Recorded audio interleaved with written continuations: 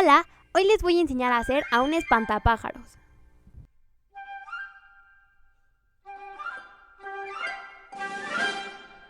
Vamos a empezar colocándonos nuestra base color naranja.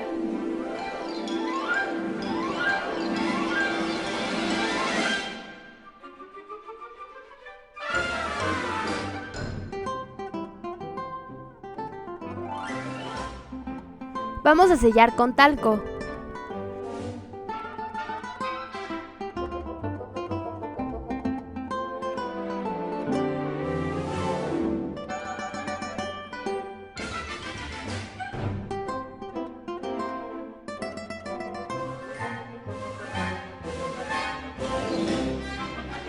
Con pintura color amarilla vamos a hacer unos pequeños pétalos de un girasol alrededor de los ojos.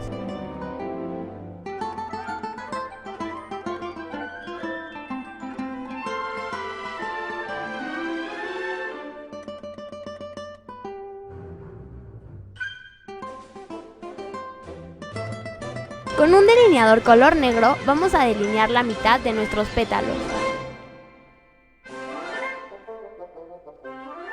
Con una sombra color café vamos a pintarnos todo nuestro párpado.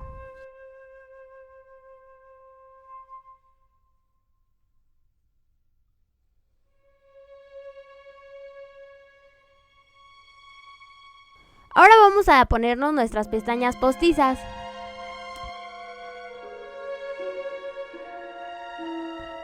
Con un delineador líquido negro vamos a hacernos unas líneas en la mitad de nuestra cara. Ahora vamos a hacer líneas en nuestros labios. Ahora vamos a hacer unas líneas a los lados de nuestra boca. Encima de estas líneas vamos a hacer 3 líneas chuecas. Ahora sí, ponte tu disfraz y tu peluca y estás lista para hacer un espantapájaros. Todo lo que utilicé en este tutorial lo podrás encontrar en tu tienda preferida Disfraces de Peli.